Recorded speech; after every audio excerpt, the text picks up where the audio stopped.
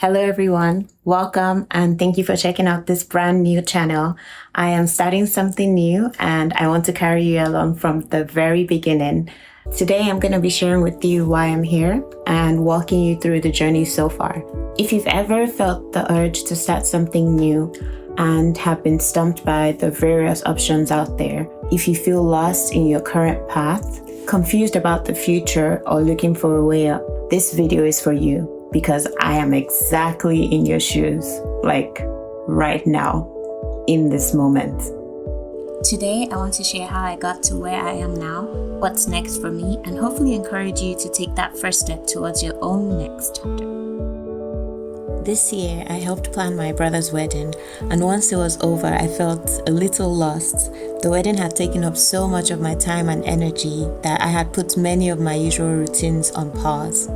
When everything wrapped up, I found myself reflecting on how I used to spend my time, what still felt meaningful, what no longer did, and what I actually wanted to carry forward.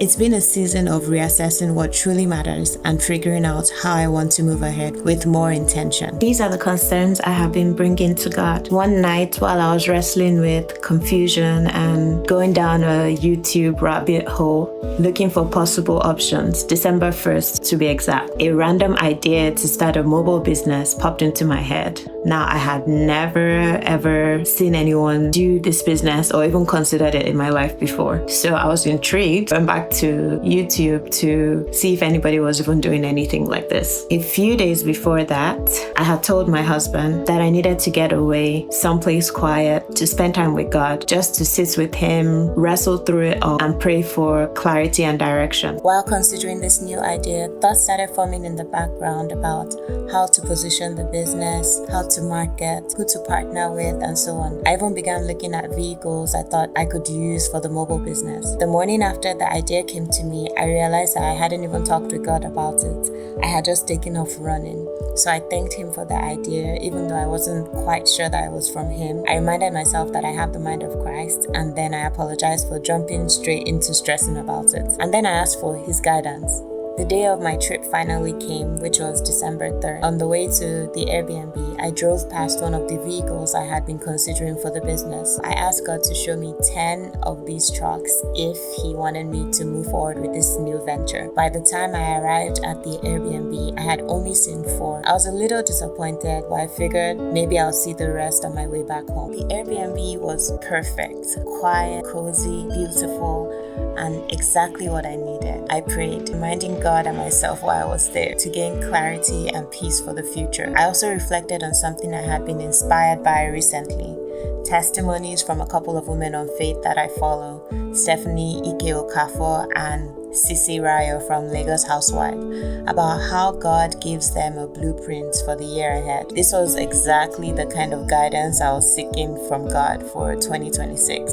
I went to bed filled with joy and gratitude, soaking in the coziness of the Airbnb and the comforting presence of God with me. The next day, during my quiet time, God led me through several verses about the power and reliability of His word. His word is like fire and a hammer. That's from Jeremiah 23 verse 29. He reminded me how He doesn't lie in Numbers 23 verse 19, and how He commands and it happens, Genesis 1:3. And He showed me many others. Then He reminded me of a promise He had made to me back in September, right after the wedding, from Deuteronomy 28, especially verse 8, where it says, "The Lord will command the blessing on you in your barns and in all that you undertake." And in verse 12, "The Lord will open to you His good treasury, the heavens, to give the rain to your land in its season, and to bless all the works of your hand." My struggle, though, was that I needed to know exactly what I was to undertake.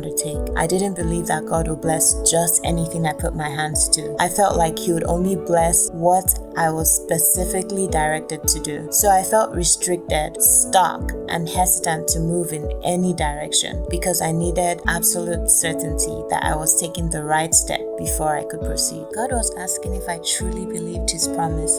Was I willing to step out in faith? I realized He wanted me to move, to trust Him even without having every detail figured out. But I was stuck. I wanted a direct word, a guarantee, something tangible to hold on to. God's response was simple. Start now. Be confident. Do not be afraid. I still struggled. God, can you just give me something to hold on to as I step out? He asked me what I was afraid of, and I poured out all my fears that had been plaguing my mind. His answer, look to me, my word never fails. Do you believe it? At that point, I had no argument left. I sat in silence and just realigned myself to the truth. I decided to trust his already written word instead of waiting for a new one. Throughout that day, every sermon, every message I heard seemed to point back to this.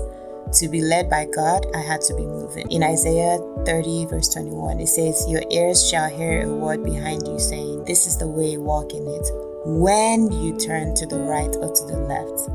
Exodus 14:15 says to Moses, why are you crying to me? Tell the people to get moving.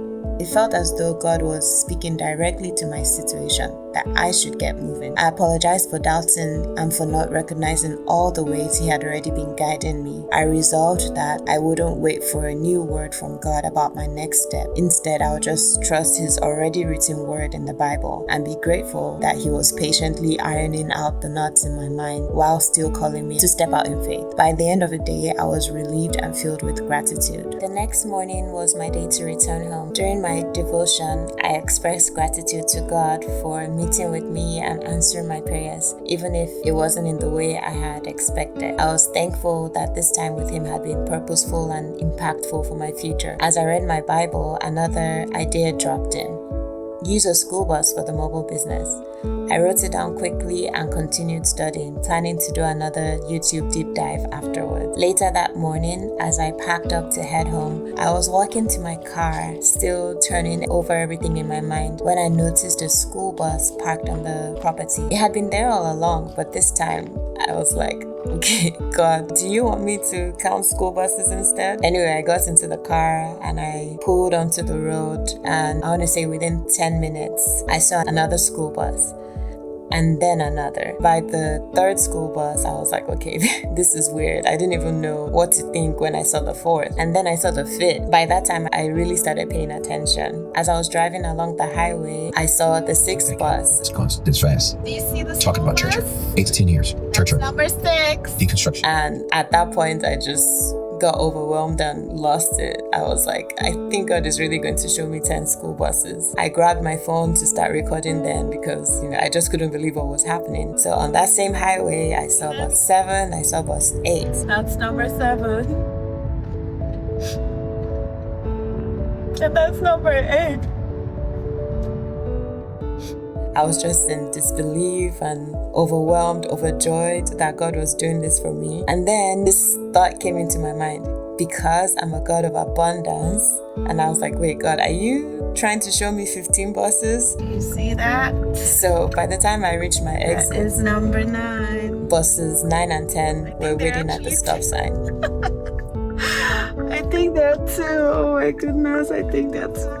That might be number... Okay, I can see number 9 right now. So if there are 2, that's number 10. 9 and...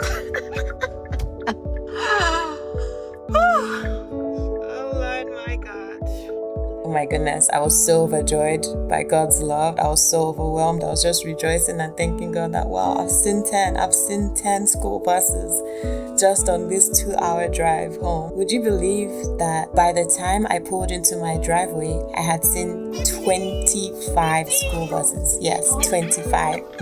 I just sat there and no words, just gratitude, just thanking God because he showed up. Like he did far above anything I could have asked. I was just so overwhelmed by God's mercy and compassion. I felt his message loud and clear earlier that I didn't need another word, yet in his mercy he gave abundantly, as if to say, because I love you, I'm going to show you even more than what you asked for. Isn't God merciful? So here's my ask to you. Do you believe that what God says to one of his children, he says to all? If you do, let's begin this journey together. Let's start and see where God will take us next. I'd also love for you to subscribe to my channel. I'll be taking you through the process of acquiring a school bus. So if you know anyone around Atlanta, Georgia, that's trying to get rid of a school bus, please let me know. Don't forget to subscribe so you can stay in the loop. I hope that whenever you come across my videos, it will serve as a reminder for you to also start now.